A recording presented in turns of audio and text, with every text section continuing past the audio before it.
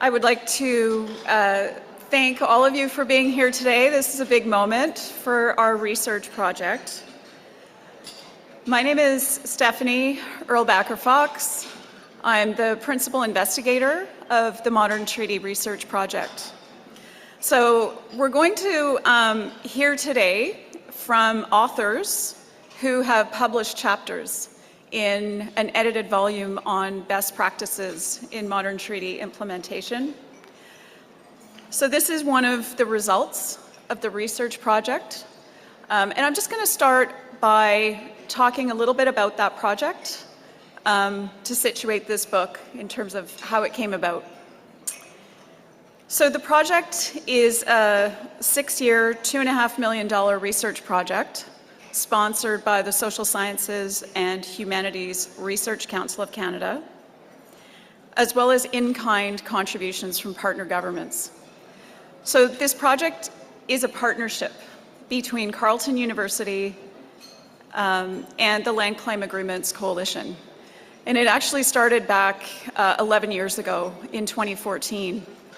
At the time, leaders of modern treaty governments saw the need to gather evidence to provide to the Government of Canada and provincial and territorial governments about what the challenges were in treaty implementation.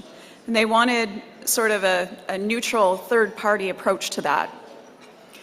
So it was agreed to try to get some money to partner with academics and modern treaty governments to do that research. So we were successful after a few years of talking within the LCAC. We developed an application and were successful in getting the funding. So Carleton University was the university that hosted the project, and Clecho Government in Yellowknife hosted a national office. So the way that I guess the purpose of the grant, was to gather that evidence, also to start putting together scholarship used in universities to teach modern treaties, and to make sure that community-based researchers and modern treaty governments were part of gathering that evidence and doing that research. So the way we did the research was to really center the perspectives of modern treaty governments and Indigenous community members and Indigenous knowledge holders who had knowledge about implementing treaties. So the 5 theme areas that we had were lands, law, finance, multi-level governance, and intergovernmental relations, and social well-being. So as PI, a lot of my job, as a lot of you know, if you're managers, was simply a lot of administration, putting people together, creating partnerships, and making sure that the project was staying on track. But I was also able to take out some time to pursue some broader interests in terms of research. So the book that we're launching today, and I think there's a copy. Tammy, could you hold one up? So Tammy Steinwand is holding up the book that we're launching today. This is the result of about 4 years working with the communities who wanted to participate. We did a call out. We provided funding to modern treaty organizations to talk about their successes. So there are 5 chapters in the book. 3 of them we're going to be talking about today. We have the authors here to do that. So this is one product, but I think over the last 6 years, this project has produced academic papers, a number of policy papers. The Yellowhead Institute, led by Dr. Hayden King, who's one of our theme leads, has published a series of papers based partly on support from this project. We've had webinars, workshops in law, finance, and lands. And there are currently 2 more academic volumes that are going to be coming out within hopefully the next year or so. In addition, we've trained over 60 undergraduate and graduate students, and about 1/3 of those are either Indigenous or from modern treaty nations. So that was one of our goals, is to start educating the next generation who are working in universities and interested in doing research. Along with that, we sponsored projects that ensured that over 20 community-based researchers were able to engage in research. So there's a lot of work that's still ongoing and that will be published. This project has reached thousands of people. We have reached the general public, government officials, communities, and academics. So it's been successful in supporting modern treaty governments, in helping broader Canadian society, as well as decision makers and policymakers and people working within different levels of government to start to really understand and respect modern treaties. So it's made a significant contribution in that respect. So the edited volume is going to be available to every conference participant. Everyone gets one copy for free. So I encourage you to pick up your copy. At this time, at the conference, we can only give out one copy per person. It's on the honor system. We just don't have enough right now to provide more than that. But if you leave your name, if you do want more copies, you can do that. We will send it to you. All modern treaty governments will be receiving 3 copies, and we'll be depositing copies at public libraries in all of the jurisdictions where there are modern treaties in Canada. So we'll be working to get it out there. Further distribution, we don't know right now, but that will all be coming. We'll be letting people know. So that's a bit about the project. I know that you're all anxious to hear about what is in this book. So the book itself is edited by myself and Elder John Bizot. And so as part of thinking about the book and what it will mean as a contribution, John was able to frame that within a story and cultural knowledge that he has. So I'm going to ask him to first come up before we introduce the presenters, and he can tell the story of Cuidu.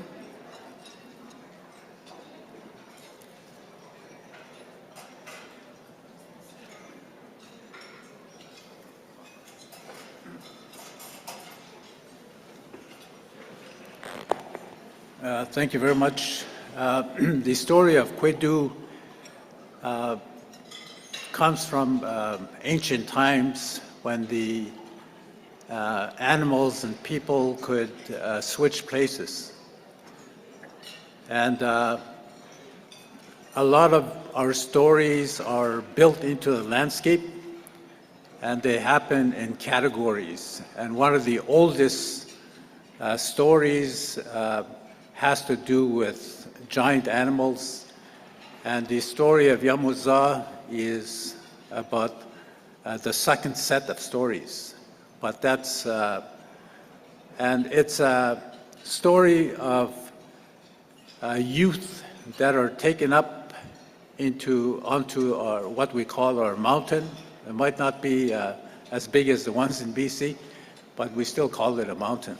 And so it's to give guidance to future generations by Cuidu, which was created by Yamuza and his brother when they carved a hole in their old man's head that raised them, and as a testament to be used for future generations. So that when youth led by elders are taken up to this mountain, it's to kind of gauge where they're at, whether they're ready, or if they're not ready, then the mountain will tell them. And so part of that story is that you take a stone and you drop it into the old man's head. And the old man will give acknowledgement by making a sound to say you're on the right path. And if you're not acknowledged, it doesn't mean that everything comes to an end. It just means that, you know, you're going to have to make some improvements and come back the next time. And so this place has been used for thousands and thousands of years. And when we first went up there, I've heard it from my mother before. When she was a child, she saw people go up to that hill and do what they needed to do. And so this was an ancient time, so that when you sit on this space that you would kneel down upon and drop a stone, that's the only place that is smooth from thousands of years of people doing the same thing. So that it's the land that acknowledges people. And so it's a practice that continues today. And so that's ended up being the cover of the Modern Treaties book, where we're acknowledging all of our histories, our land, our languages, our culture, and our way of life. We acknowledge all those things. And so it's something that has been going on for a long time. So when I see people doing acknowledgements, it's a huge thing, and it's something that taking part is really a privilege and an awesome thing to be part of. Masi.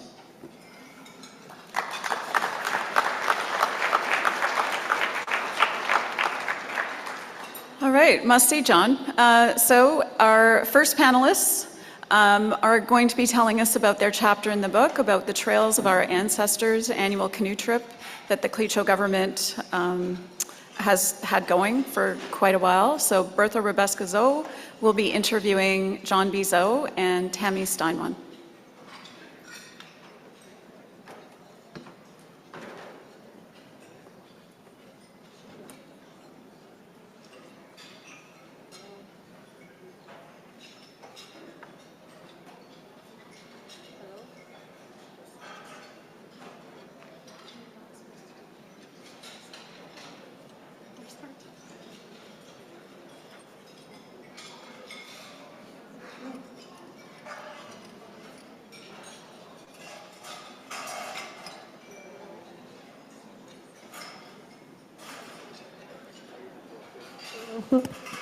Hello. Oh, there. Takes a while to warm up. Masi Didzahuzi, Bertha Rabiska Zosiye, Clinchon Duate. Good afternoon. My name is Bertha Rabiska Zoe, and I'm just here to dialogue with Tammy Steinwan, Deschambault, and John B. Zoe. So the Trails of Our Ancestors, there's a chapter in the book on page 37.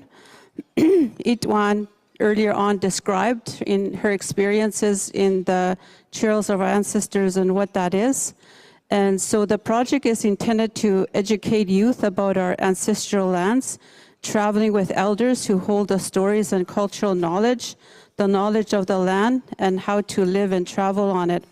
It's also to understand the place names and where all the burial sites are, and understanding Clicquot ecozones and the different areas. The canoes leave from the different communities, traveling the trails to arrive in time for the start of our annual gathering that one of our 4 Clicquot community hosts each year. So my first question is to John B. Zoe. He can introduce himself a little bit. So my question to him is, can you tell us why the annual Trails of Our Ancestors was established and describe its purpose? Masi. I think that the Trails of Our Ancestors have been going on since time immemorial. It's a way for communities that used to live out on the land, and in the fall time, they would head towards the barren lands to harvest caribou for the meat and the hides, to carry them through the freeze-up and so that they would also have hides for the winter. And I remember when it was still going on after the people moved into the community of Betchiko. There's still other communities that live out in the bush. That schooling was a time when families had to move into the community. But they kept the trails of our ancestors still going at the time, and it kind of stopped somewhere around 1970. And I didn't realize it stopped because we were just going in and out to residential schools, but by the time I came back, I was kind of expecting it to happen, but it didn't. And it stopped for about 16 to 18 years. And we were working on building a friendship center at the time. And when we completed it, the physical building, we invited the elders to come in and said that, you know, we want to ensure that we don't lose our connection to our land, to our languages, and to our cultures and way of life. And so we want, maybe you can, elders, maybe we can hear from you as to how we can we get back into those things that I just mentioned. And so when it came time for them to, well, if you invite elders, they all come. I mean, every elder from the community came in, and there was hardly any room in that building. And so they all spoke and said, well, the only way that you're going to retain connection to your land, language, culture, way of life is if you actually go out onto the land.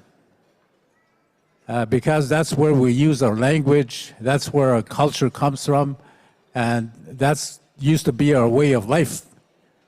And so we quickly seized on it, and Grand Chief Joe Rabiska was there, and you know, it happened so very quickly, and pretty soon the boats were in a fall time, the season that it's time to go.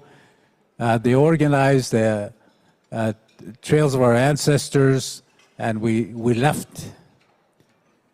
And I went with Nick Black, an elder who I was very connected with at the time.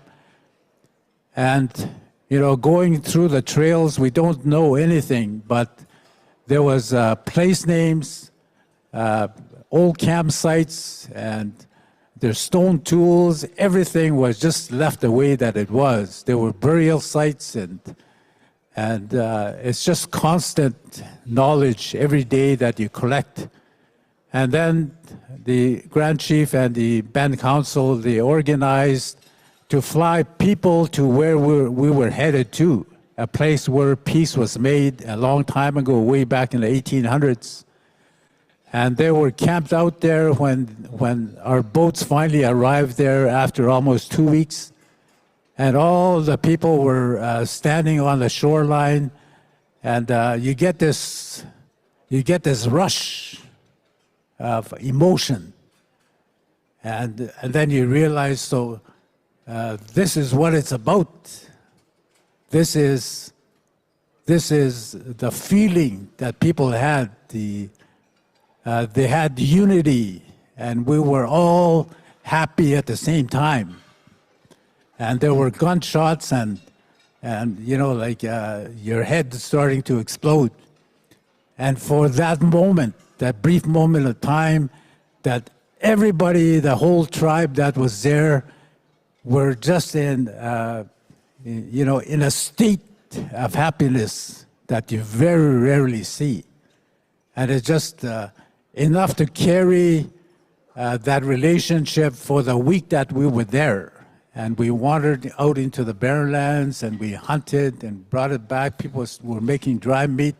They were setting fish nets. They were telling stories. They were having hand games. They were having drum dances, tea dances, and a lot of discussion. And we kind of kept that going but to communities, because we were just starting our discussion for land claim, and we had to go visit to the communities. And of course, when you start wanting to do land claims, there's very little money. And so we have to go there by boat, and the more we carried on until 1995, when we finally got a sponsor, we joined forces with the school. Tammy was part of the school, and we started doing the Trails of Our Ancestors just by paddling with youth and elders. So that was my version of how the Trails of Our Ancestors beginnings were, and how it's continuing to carry on today. Masi. Masi for that. Over the years of the Trails of Our Ancestors, it's been happening for over 30 years, and every year, I think I can safely say that probably almost every Clinton citizen, if not all the youth, have participated at least once in their lifetime so far. I personally went on a few, and Tammy has been on many Trails of Our Ancestors. So my second question is to Tammy. You have the responsibility of making sure that the Trails of Our Ancestors takes place each summer as part of your responsibilities as Director of Cultural and Lands Protection. Can you describe the work that goes into the trip and how to make sure that participants get the most out of the trip? I just want to reference a quote from the book here. I read the draft of the Clinton or the Trails of Our Ancestors before it got printed, so I had the privilege of seeing it earlier. But it says here, and this is Tammy's quote, "It's really about identity, who we are as Clinton people. For me, that's what these programs mean. So continuing to strengthen Clinton language, culture, and way of life, and transferring that knowledge from generation to generation as best as we can is so important." So my question, in addition to the one about the work that goes into the trip, is about transferring knowledge, and what do we need to do to continue with transferring that knowledge? Masi. Masi, Bertha. Tammy Steinwan de Chambo Seye, Clinton government, Clinton dek awo gira la ta honde, so nahihe huita masi de ho. Trails of Our Ancestors is one of our largest projects. It's actually our biggest, and a lot of preparation goes into it. We actually start the end of February, around this time, early March, in getting our staff team together, start moving the canoes. Last year, our annual gathering was held in Wekwiti. Wekwiti is a fly-in community only, so it's only through the winter roads are we able to get our canoes back into the other communities. So I have staff that are here today that help with the coordination. So that would be the first thing. As soon as that winter road is open, all of our canoes that are there from last summer will start to come back and go back to the communities. And then from there, we've trained people in each community to inspect the canoes and also how to repair them. So that's another task. Applications start to go out by looking at the dates of our annual gathering, and then we count backwards how many days it'll take to get into that host community. And adding a few extra days for bad weather, and then those applications get posted. People start applying. Our largest community with applications is Betchakon. Often we get over 100 applications. Once those go out, the team continues working with elders, kawo, crew bosses to revisit the routes. Depending on water levels, fires, things like that, the route may need to be checked. So that's when we hire like we did last year, a helicopter to go up and check each of the routes to ensure that there's safe passage, and if not, looking at alternate routes. This takes a lot of extra funding and extra time. In addition, we have the staff working on meeting agendas for once all the applications have been reviewed. We're creating teams for each of the canoes. So because we're paddling, we also need to carry the canoes over portages. So each team needs to consist of at least 2 canoe carriers, and then your crew boss, and then the rest paddlers. And hopefully somebody in there is a good cook. So a lot of preparation goes into that, and then we work closely with our community directors who help to coordinate team meetings with people once they've been assigned a seat in the canoe.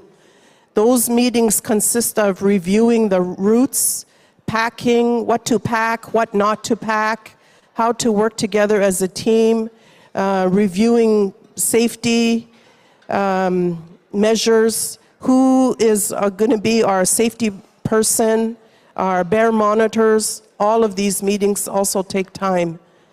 The Wekwati group usually is our longest paddle route, so they often require a food drop.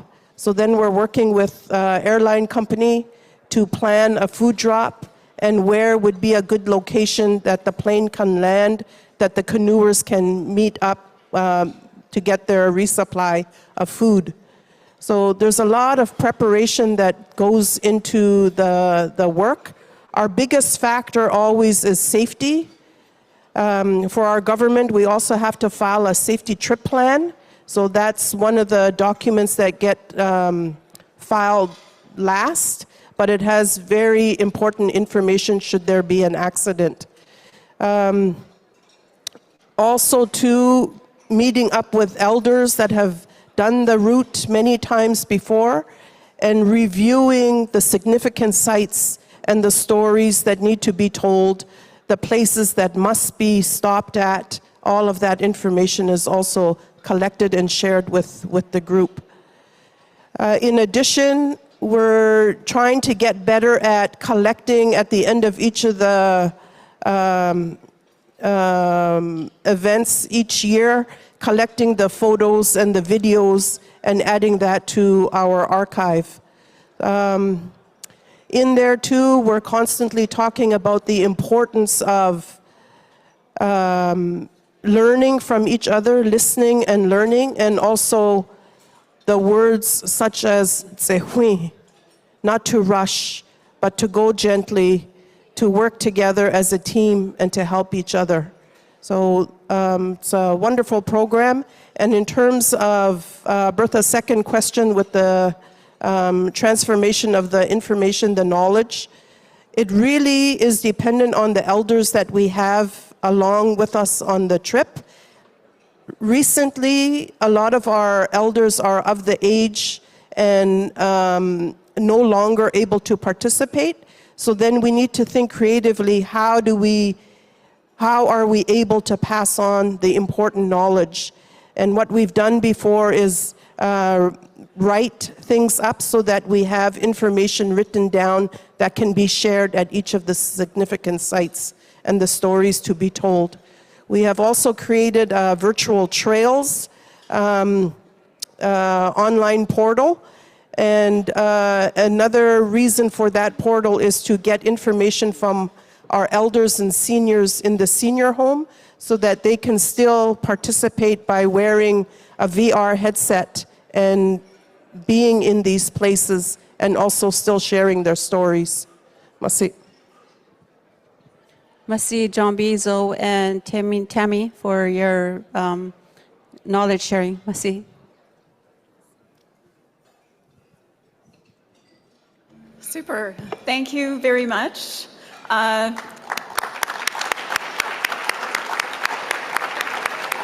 And I'm just now going to invite Tammy, John, and Bertha to leave the stage, and we'll have Paulina Roche and Phoebe Kenny up on the stage to have a conversation about what it was like to establish the Delaunay-Gaultier government.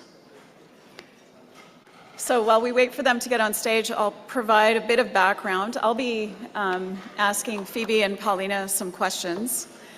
The Delaunay-Gaultier government is one of 5 governing organizations for within the Sawtoo. Each community that is party to the Sawtoo Land Claim Agreement has a government. The Sawtoo Land Claim was signed in 1993, and at that time, Canada would not include self-government within the modern treaty. So each Sawtoo community is negotiating self-government on its own and has its own, or will have, its own self-government in the community. Delaunay is the first Sawtoo community to negotiate and establish its self-government. So in the 18 months prior to the effective date of self-government, there was a team that worked full-time on setting up the new government. And that project involved combining the First Nation, the municipality, and the land corporation under the land claim. So the Delaunay-Gaultier government has the jurisdictions and authorities of all of those 3 organizations, as well as its self-government authorities. This process in the community was led in part by the transition team. So that included all of the managers of the existing organizations. And this team was formed 8 years before the self-government was established. And that helped the negotiating team understand what should be negotiated and made sure that the sort of lead administrators in the community understood the self-government agreement really well, because they were the ones who were going to have to make it work after effective date. So with me today are Paulina Roche and Phoebe Kenny. Paulina was the First Nation manager before effective date, and Phoebe was the director of the local housing authority, and then she became the first CEO of the Delaunay-Gaultier government. At the time, I was the director of implementation, leading a technical team of lawyers, finance people, policy people, to do a lot of the technical work. So we'll start this discussion now. There's a lot of noise coming from all the really great networking happening outside and a little bit inside too. So just going to ask if we can close the doors and maybe invite people to network outside of the room if they need to, so that we can hear what's happening. Thanks.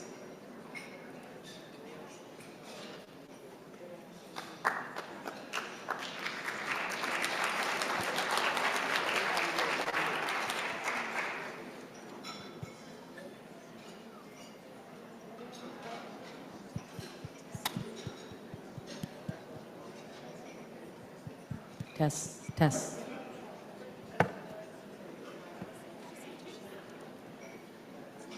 Okay, so Phoebe, I'm going to start with you.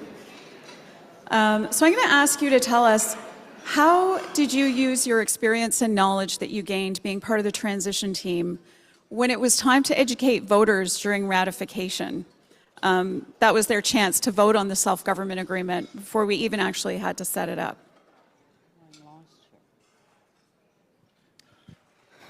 Good afternoon. My name is Phoebe Kenny, and I'm the Director of Housing and Infrastructure for the Delaunay-Gaultier government in Delaunay Northwest Territories. And I thought about giving you a bit of background. We spent 18 years negotiating the Delaunay self-government agreement with Canada, and we became effective September 1, 2016. We're the first of its kind Aboriginal public government known. So we sat on the transition team, all the managers in Delaunay sat on the transition team, and at that time I was the manager of a local housing organization, which was a program or service delivered by the GNWT. So we had to follow all their policies and policies that came down from GNWT. As a local housing organization, we didn't have any say on what kind of policies and laws that came down, even though the housing was in our community. So getting on to Stephanie's question about ratification process. You know, Delaney is a fly-in community. And we get a winter road out once a year, which is about 6 weeks. So during that time, that's when we get all our materials and supplies into our community. So when we sat on the transition team, we thought that was best to do our information sessions at that time. We have about 1,200 beneficiaries, but a lot of them live outside the community. And we had to go out and reach out to each one of those beneficiaries and speak to them about the self-government agreement and give them the knowledge to vote yes or no on the agreement.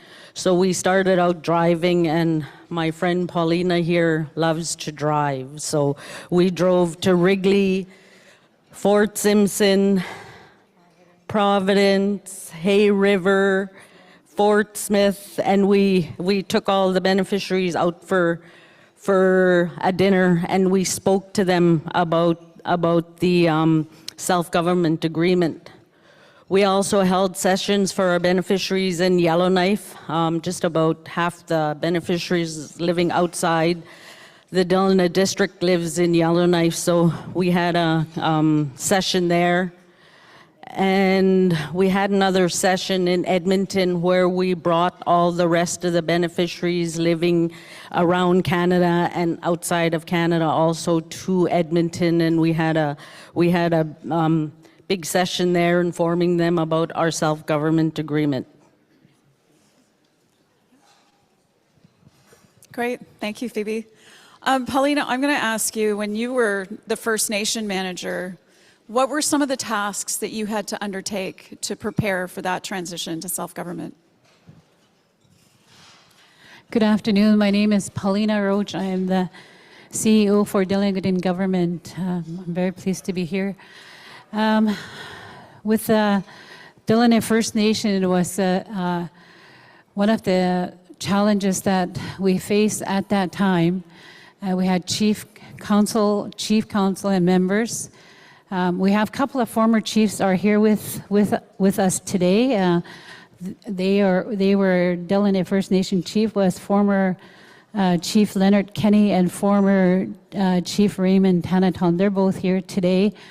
One of the things that was challenges for our Delaney First Nation, but just to become Delaney Good in Government, we had 3 organizations that we need to put together and implement, where we have to review like policies and our finance, the things that were ongoing day-to-day process with Delaney First Nation. Some of the things that I find that was very challenging was some of the programs that we deliver for the Delaney First Nation. At that time, there was maybe about only 500 Delaney First Nation members before we become Delaney Good in Government. So there was 3 organizations. Some of the challenges that we had was that how you're going to amalgamate all the finance together. We're trying to centralize finance together. We're trying to review policies, what kind of policies we have, and other organizations, what kind of policies they have. Then some of the things that we had to look at was that language barriers that we need to translate, and because we have a lot of majority elders in our community, and they can read and they can write. So that one of the things that my job was also was to try to explain in my own Indigenous language to let them know what's this about, right? And so one of the questions that they always ask was that, am I going to lose our treaty rights? Some of the things that they've come up with questions, what's going to happen to our treaty? Who's going to pay for our health? Who's going to pay for our eyeglasses? Or, you know, some of the things that came, questions with regards to how we're going to lose our First Nation status, and, you know, what kind of funding we're going to get. Delaney First Nation survived for many, many, many years with chief and council with only I'm going to say about $370,000 a year. That was it. No other funding. The rest are all proposal-driven projects. So we had only like 4 staff, chief and council, and 4 staff, and we had to write numerous of proposal just to get. Sometimes it's only $2,000 funding, sometimes $5,000 funding. Then you have to do all the reports and just amount of administration work that had to go into. And one of the things that when we were looking towards becoming Indigenous government is that, we're not going to do no more proposal because the federal government in Canada is going to give us all the money. And we're not going to write no more proposals, and we're not going to do any more reports. And, that was one of the happy moments for our members. And so the chief, one of the things they really addressed was that they had a lot of guidance from elders in our community. That was one of the biggest things that I was very happy and acknowledged to know that they have given us the guidance. They have given us the path. They have given us everything they had that they have given us to move forward as one government and 3 organizations to come together. I've never worked for the other organization. I only work for Delaney First Nation. So by putting a transition team together, it's all senior management we put together from each organization. And just by reviewing their policies, their finance policies, we had, even though we live in the same community, we had different policies. That I never thought, they have a different policy than we do. So now we had to sit down with senior management and say, how can we put this together and make it one? So there was a lot of planning, we had to put in work plans, we had to put in phases to say, okay, this is what we're going to do. So before the effective date, 2016, prior to that, maybe about 10 years back, when they started negotiating 18 years ago, we knew that the effective date was coming. So we had to we had to put a team together, we had to work together, we had to put all 3 finance officers together to say that, okay, what's gonna happen to our finance? So it was a lot of planning, but yeah. Masi. Okay, one last question, and this will be for you, Phoebe. You were the first CEO of the Delaney government. So what were some of the challenges? The office opens on the first day, and you got to get this thing up and running. Thank you. Yeah, I was the first CEO of the Delaney government, and when we sat on the transition team and before effective date was coming along, we're thinking, and who's going to be our CEO? We need somebody to oversee the operations of the DGG, and they had a meeting and they asked if I wanted to be the CEO on a temporary basis. I was still the manager of the local housing organization at that time, and went home and I talked to my husband and my family, and then I said, yes, I will be the interim CEO until they can hire a permanent CEO. So I took a leave of absence from my job at housing, and I went to be the CEO. But before, and I was in place before the effective date.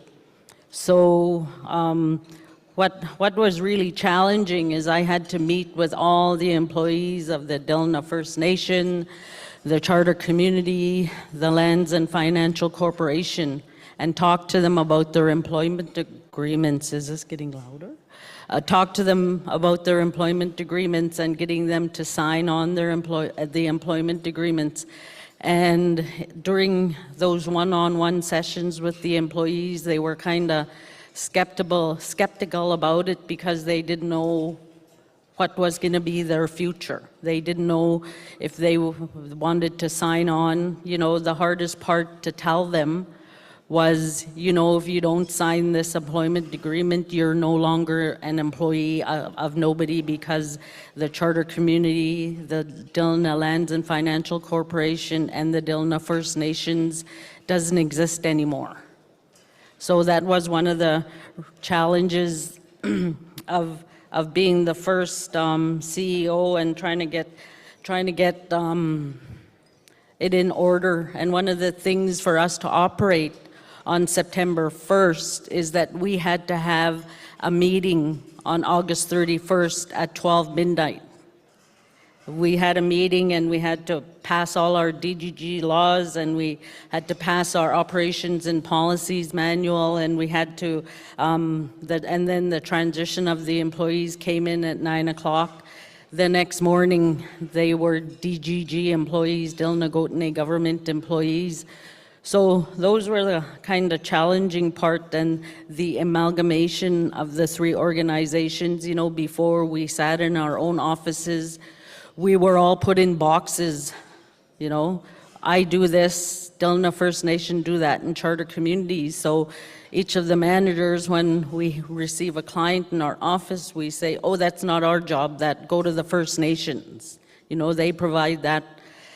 Or income support, you had to go somewhere else. But that was a really difficult part, where we had to start working together as one community. Adding the three organizations into one was really challenging. You know, we're a new government. We're only 9 years old, going to be 9 years old. And I always say we have to take baby steps. We're still in Pampers right now, you know, so to speak. And we have a lot of work to do, although we could take over other jurisdiction in our self-government agreements, such as health and education, you know, but we're still not ready for that, and we're still working towards that. So those were some of the real challenges of becoming a CEO of a newly created government. Thank you. Masi, everyone please, along with me, thank Phoebe and Paulina.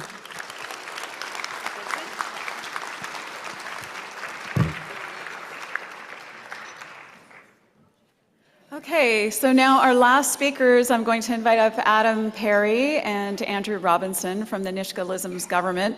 They have done some very cool stuff around surveys related to well-being that they're going to talk about. Thanks, everyone. They always put the data discussion right at lunch so I can bore everyone. So at the time, I was a data analyst with the Nisga'a Nation, talking about the Nisga'a Nation household survey in 2018, 2019, a comprehensive study on and off Nisga'a lands, 570 households we talked about. I think I'll be brief through this presentation, open up for Q&A, and I know our CEO wants to talk to you today. I'm really excited about this project. It's a practitioner-based project, as you can hear from the other speakers, in the sense that the book hopefully will lend itself to young people to learn from what we're all doing in terms of these governments and managing the work. Underpinning the household survey that was undertaken in 2018-19 was the Quality of Life Survey, and this was convened in 2013 amongst the Nisga'a Nation and the leadership to look at various themes and interests for the Nisga'a Nation that were important to them. And out of this come indicators and questions that we built the questionnaire around. Questionnaire was quite lengthy, 2.5 to 3 hours long, sometimes all day, depending on who was speaking, and brought up a lot of aspects, everything from residential school impacts to just daily challenges of a modern treaty. Is a modern treaty working for people? Isn't it? That's often a question from citizens. We gathered information from everyone in the household and some specific questions related to those 18 years and older. We covered ground on this, of course. We talked about food security aspects, transportation aspects, water infrastructure needs. It was, again, really comprehensive in the sense that it covered good ground. Skills and training needs, physical activity challenges for elderly and those in the community, and income and expenditure data. The premise was that other surveys were happening on Nisga'a lands, but the extent to which some of this benchmarking and baseline data could be gathered from Nisga'a citizens, among Nisga'a citizens, and inform government decision-making was critical. We required this information in the absence of impartial data. This work is all framed within the broader objectives for the Nisga'a Nation in terms of reducing socioeconomic disparities, finding consistent ways to measure well-being, using data as evidence to inform decision-making around the executive and WSN, the leadership. Sharing results with community members is critical, and we did a round, when we gathered the data and put them into graphs and charts, we went to the urban centers and the villages, and we got direct feedback from community members. And I'll tell you, if you ever want direct feedback from community members, put up a chart and show them data about themselves. They will tell you, no, you got it all wrong. But this is the important part of the feedback loop that we use with the data in this sophisticated way. Obviously, we wanted benchmark and baseline data to secure funding through federal government. You heard the value and importance of proposal writing. Even though we have the treaty relationship, self-government agreement, we have transfers of funding, there's still gaps in funding, and we require that data to get that. So the Nisga'a Nation, in my mind, has been quite successful with some of the funding using this data. We've presented on this work before, but in the chapter in the book, we talk a bit about the sampling methodology, and I think we added to the literature in the sense that often practitioners don't really talk about the methods they employ to gather information from the communities they work, and we did a census on Nisga'a lands with the 4 Nisga'a village communities, and we did in the urban centers, we did a convenient and random sampling, and we talked to elders groups and focus groups before we came in. And the idea that we were really trying to be inclusionary and gather as much information as we could from different citizens wherever they were living. We went to Vancouver, we went to East Van, we went to low-income housing, we knocked on doors. And it was a project, and thanks to the grant, again, for contributing funds to this, we were able to hire 28 Nisga'a citizens throughout this project to do this. And I think giving us a chance in the book to highlight our sampling methodologies hopefully adds some value to what other communities or LCAC members could utilize if needed.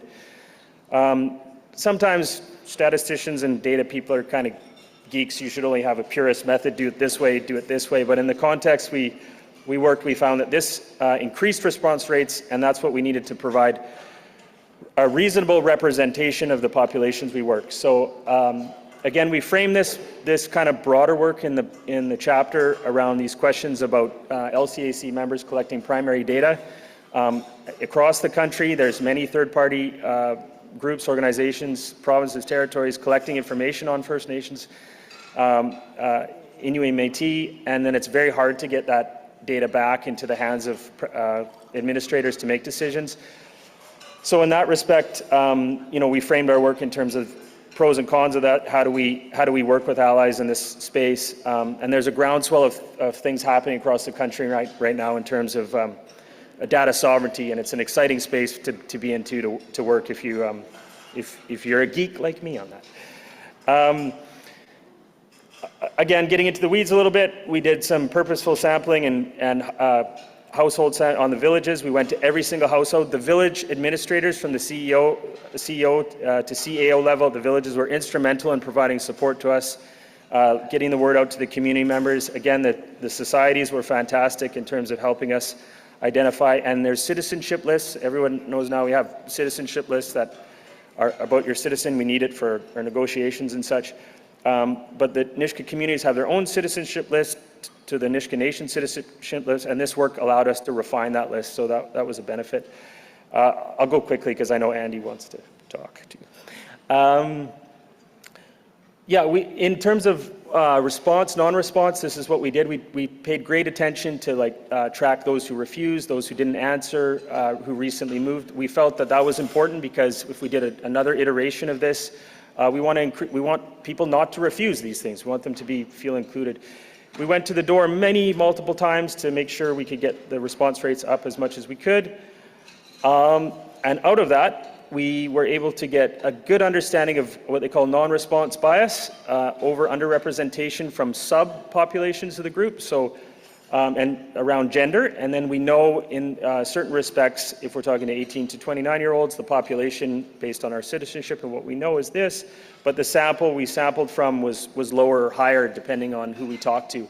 And that gives us some assurance, well, about the data. Maybe we can't say too much because we were underrepresented in this respect. Overall, we were pretty happy with the response rates. Over 30% of the population responded.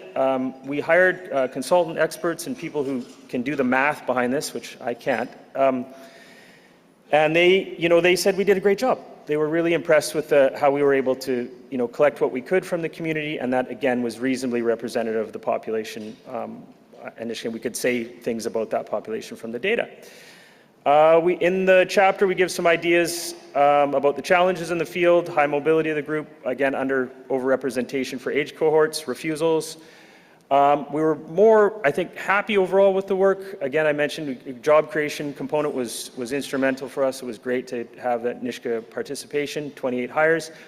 We felt we were less likely to misrepresent the community because we were kind of knocking on doors. We were going to talk to people. And we feel, again, we incorporated more of an inclusionary model for this sampling, which is what the paper.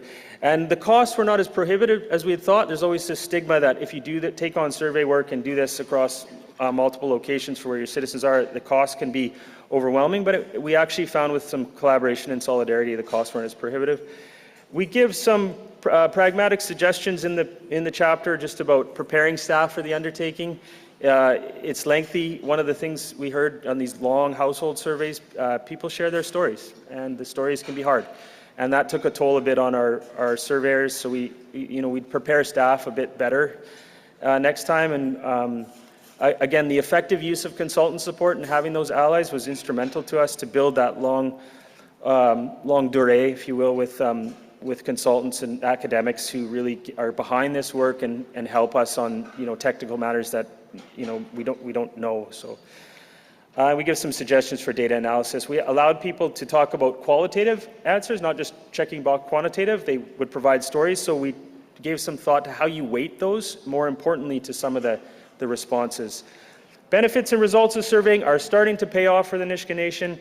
Turning back to the quality of life framework and the areas, the associated concepts and areas of interest and value to the Nisga'a around this. We are now utilizing multiple different surveys. We're starting to get really refined in our questions and the indicators we want to track. There's a benefit to this with our major project development on Nisga'a lands now in terms of monitoring socioeconomic impact. And this really helps us, as we engage with proponents, as we engage with government, other people coming on the lands about where things are at. And the Nisga'a Nation is watching the major projects as how it relates to environmental impact, social economic impact, and this data now is lending itself to that. We are getting a little more savvy in the sense that we can trend things over time, and that again goes back to our leadership to talk, in case this is an example from the census, but it's tracking language acquisition and mother tongue use of Nisga'a, and that informs programs and services. I just really want to thank Stephanie and the grant again, and all the co-authors that we worked with. We got to build strong relationships across the board, and that I really think that book speaks to, we have different strengths where we're at with where your treaties are in your governments and your nations, and being able to look at it from a global perspective of where people are at really just speaks to the value of such a grant. So I hope there's a version 2.0, but we will see. And I'll leave it to Andy. We had these nice t-shirts we used to wear. It's like stay calm and collect baseline data. So if you want a t-shirt, call me up. Thanks.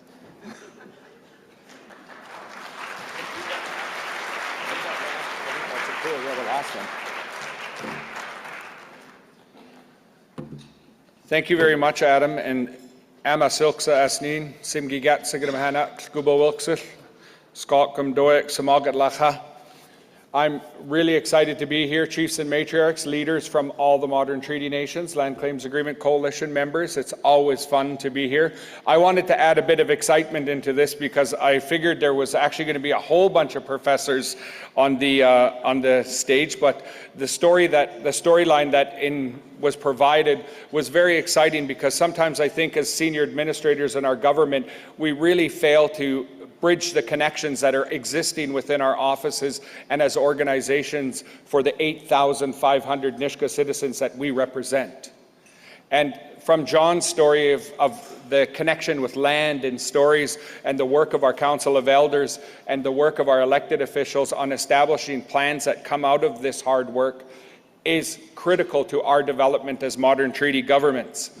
Sometimes I sit back and people say, as modern treaty governments and the research that you're doing and the steps that you're taking, how is it that you're going to improve? And I said, let's go look back at Canada and ask how they did when they were 25 years old, because I knew they weren't doing too good.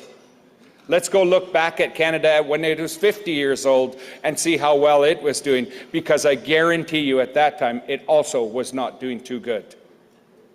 So when we take a step back and look at this wonderful thing called celebrating 50 years of modern treaties and celebrating our success and our challenges, I want to reflect back on a few things for people when it comes down to the importance of this research. The first one was in 1999, when the Nisga'a Treaty was initialed. I was standing at a university where academics were fighting with the Liberal government to crush the Nisga'a Treaty. And I was one student standing in the causeway at the University of Victoria, watching these people protest my right to have a say in my life and my decisions. That's what the Nisga'a Treaty afforded me. This shift that we've seen in this country in the last 25 years with academics, and the shift that we've seen within our own leadership and within our own capacity as Indigenous governments, has been phenomenal. Because we aren't only reshaping the research world, we're reshaping our own world by sharing in this information with one another. And that's what this book does. It reinforces those connections to the land. It reinforces that connection to the historical and that traditional knowledge. And most of all, it gives us the data that we can share with one another. In most recent times, we started to look at sharing HR data, started sharing payroll data, benefits data, all of this other types of interactions we have with the government, program area supports, developing really robust, strong, comprehensive strategic plans with every part of our government. This year, we deposited a 4-year strategic plan that started to look at the work that Nunavut was doing on their languages. And we said, why is Nisga'a language not doing well? Because we're not investing in it enough ourselves, and investing it through commitment. So how do we address that? We address that by putting that front and center in our plan and our strategy going forward. And all of that work came out of this work that was done by Stephanie and Adam and many other doctors that are in the room and in the tables up here beside us. Because there was a leader who once said to us that these treaties were our dream. What is your dream? And as young people, we should be challenged to say, I was born before the first modern agreement, so I'm almost 50, I think. Yeah, okay, just making sure. My son never ever grew up under the Indian Act. He never grew up with anybody telling him or going to have to do anything. He grew up thinking he was always free to do whatever he wanted, and he went to university in Spain. He went to university in Israel. He went to university in places where our children are having these opportunities to envision a future for ourselves that we can only imagine, that we can only dream about. These are exciting times for us, because not only did Canada say they want to reconcile with all the Indigenous nations, but we should be front and center with Canada and our other territorial governments and provincial governments with this research and with other opportunities to provide our Indigenous scholars and other scholars that want to join us with that opportunity to say, what can self-government and modern treaties do for Indigenous people, and what can it do for the economic security and social security of Indigenous people in this country? That's what this book affords us. And it affords us that pathway to be able to achieve it.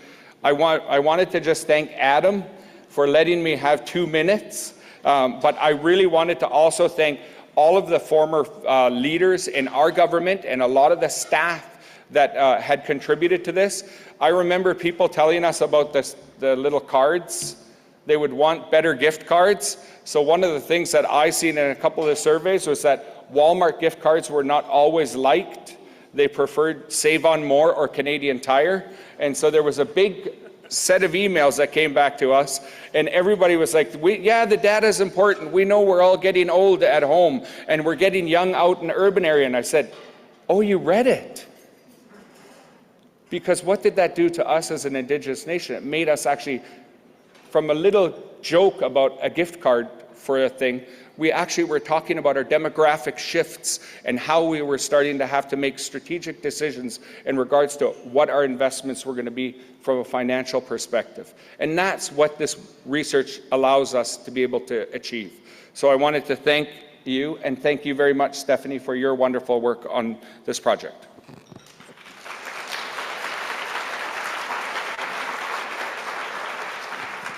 Merci. Thank you, Andrew, and thank you, Adam, for that great presentation and the kind words, and ending on that note of strength and hope. I just want to say that there will be, hopefully, another 5-year grant. So Dr. Veldon Coburn, who is Algonquin, has agreed to lead an application. So that was another goal of this grant, that I would be able to replace myself with an Indigenous scholar, and it looks like we're going to be able to do that. Some nations have already signed on to that grant. If you haven't had those conversations in your Modern Treaty organization, we invite you to consider doing that, being part of the grant, supporting the grant, and hopefully that'll provide us with another 5 years and a few $1 million to continue the great work that so many people have been contributing to over the last 5 years.